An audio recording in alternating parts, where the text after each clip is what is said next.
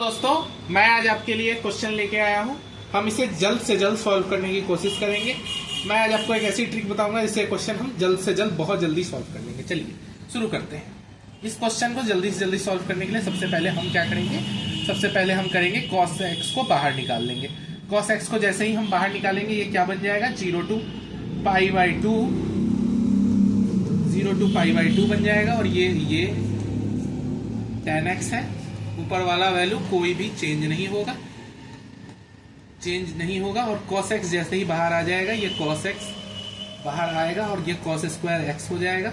और अंदर में क्या बचेगा, वो अंदर में बचेगा 1 plus sine x by cos x। Okay, sine x by cos x हम जानते हैं tan x होता है, sine x by cos x हो जाएगा और इसका होल स्क्वायर हो जाएगा। हम जानते हैं कि ये हो जाएगा इक्वल टू, हम ये भी जानते हैं कि ये हो जाएगा, इस तरह से जाएगा 0 to पाई बाई 2 हो जाएगा। और ये हो जाएगा cube root of tan x। और हम जानते हैं 1 अपॉन cos स्क्वायर x होता है sec स्क्वायर x, तो यहाँ पे sec स्क्वायर x ले लेंगे। sec square x divided by 1 plus tan x का होल स्क्वायर हो जाएगा। 1 प्लस tan x का होल स्क्वायर हो जाएगा, 1 प्लस tan x का होल स्क्वायर हो जाएगा। अब हमें क्या करना है, ये dx हो जाएगा। यहाँ पे भी शायद हमने dx छोड़ दिया था, नहीं यहाँ t छोड़ा था, ठीक है, थैंक यू। अब आगे बढ़ते हैं। tan x की वैल्यू हम ले लेंगे t। tan x को जैसे ही हमने t लिया हम क्या करेंगे, इसे डिफ्रेंशिएट कर देंगे, dt अपॉन dx कर देंगे। आप सबको पता है कि dt upon dx tan x का डिफ्रेंसिएशन जो है वो sec स्क्वायर x होता है। sec स्क्वायर x हो जाएगा, dt की वैल्यू क्या हो जाएगी, sec स्क्वायर x dx हो जाएगी। sec स्क्वायर x dx हो गई। जैसे ही हमें पता चला कि dt की value sec square x dx है, यहाँ पे ये वो वैल्यू मौजूद है, हम क्या करेंगे, इसे रिप्लेस कर देंगे। और उसके बाद हमें लिमिट्स भी चेंज करनी है। आपको पता है कि लिमिट्स की वैल्यू हमें चेंज करनी पड़ेगी। तो t की लिमिट्स की वैल्यू क्या होगी, अपर लिमिट क्या होगा, pi by 2। tan pi by 2 undefined होता है और हम इसे लेते हैं इन्फिनिटी। कभी कुछ केसेस के लिए हम इसे इन्फिनिटी ले लेते हैं, तो हम इसे इन्फिनिटी ले लेंगे। और t इक्वल्स टू 0 पे क्या होगा, 0 पर tan 0 ही होता है। सो tan 0 तो 0। सो ये वैल्यू क्या हो जाएगी, ये वैल्यू हो जाएगी इंटीग्रेशन 0 to इन्फिनिटी और क्या आ जाएगा, cube root of 3 divided by 1 plus t की पावर 2 dt। अब हम जानते हैं कि बीटा m कॉमा n ये होता है। बीटा m कॉमा n की वैल्यू क्या होती है, integration 0 to infinity x power m minus 1 divided by 1 plus x की पावर क्या होता है, m प्लस n होता है। ये भी पता है हमें। इससे हम इसे इक्वेट करेंगे, तो इससे हमें क्या पता चलेगा, इससे हमें ये पता चला कि m माइनस 1 की जो है वो वैल्यू क्या हो जाएगी, m माइनस 1 की वैल्यू हो जाएगी हमारी 1/3। सो m की वैल्यू क्या हो गई, m की वैल्यू हो गई 2/3। m प्लस n की वैल्यू क्या हो जाएगी, m प्लस n की वैल्यू हो जाएगी 2। m प्लस n की वैल्यू 2 हो गई। m की वैल्यू हमें पता है 2/3 है। सो n की वैल्यू हमारे पास आ जाएगी 2 minus 2/3। 2 minus 2/3 is equal to 4/3। So हमें दोनों वैल्यूज मिल गई 4/3।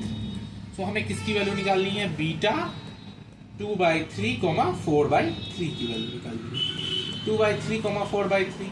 अब हमें ये भी तो पता है कि बीटा m कॉमा n होता है, क्या बीटा m कॉमा n होता है। हमें ये भी पता है कि बीटा m कॉमा n होता है गामा में। हम गामा फंक्शन में से निकाल सकते हैं गामा m प्लस n।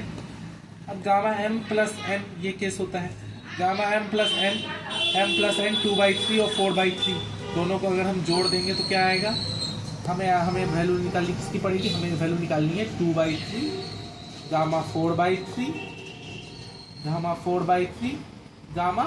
2/3 और 4/3। गामा 2/3 और 4/3 क्या होता है, गामा 2/3 और 4/3 gamma 6/3, gamma 2/3 gamma 4/3 gamma 2/3 gamma 4/3 gamma 2 plus 4/3 यानी 6/3 गामा 6/3 हमें पता है 2 होता है। सो हमें किस चीज की वैल्यू निकालनी है, हमें वैल्यू निकालनी है गामा 2/3 गामा 4/3 और गामा 2। अब हमें ये पता है कि गामा n प्लस 1 जो है वो क्या होता है, गामा n प्लस 1 होता है, हमें दो वैल्यूज आती है। एक होती है n फैक्टोरियल और एक होता है n gamma n। n gamma n किसके लिए आता है? n gamma n positive rational values के लिए वैलिड है। पॉजिटिव रेशनल वैल्यूज अगर होगा तो आप ये ले सकते हैं, नेगेटिव के लिए नहीं, पॉजिटिव के लिए ही। और ये पॉजिटिव इंटीजर्स के लिए बस वैलिड है। ओके, सो हम इससे हमें क्या पता चला कि n+1 हमें किसकी वैल्यू निकालनी है? गामा 2। गामा 2 की वैल्यू क्या होगी? गामा 2 की वैल्यू हो जाएगी, गामा 2 को हम लिख सकते हैं 1+1। सो हमें वैल्यू क्या होगी? 1 फैक्टोरियल। 1 फैक्टोरियल आपको भी पता है कि 1 होता है, तो 1 फैक्टोरियल की वैल्यू 1 होती है।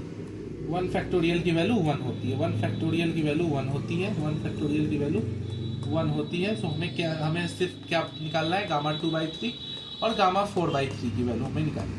अब हमें एक और रिलेशन मैं आपको बताता हूँ, ये अभी आपको शायद पता होगा, गामा n गामा 1 - n। ये क्या होता है? ये होता है pi divided by sign n पाई। ठीक है, ये पाई डिवाइडेड बाई साइन n पाई होता है। अब हमें इस पे वैल्यू रखनी पड़ेगी। हम क्या रखेंगे? 1/3 रख लेंगे।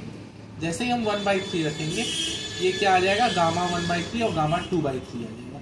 गामा 1/3 गामा 2/3 क्या हो जाएगा? पाई डिवाइडेड बाई साइन पाई/3। Pi divided by sine पाई/3।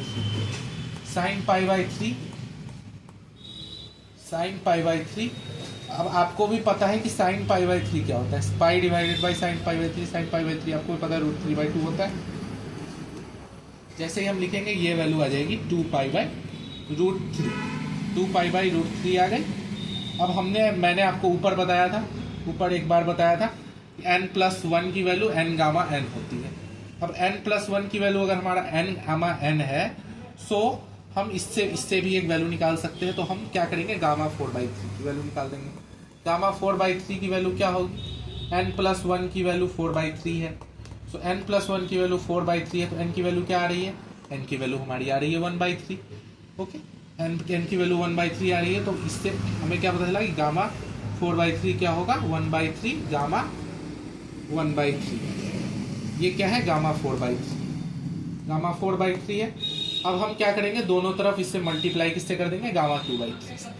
Gamma 2/3 से जैसे ही हमने दोनों तरफ मल्टीप्लाई किया, क्या हो जाएगा? Gamma 2/3 gamma 4/3।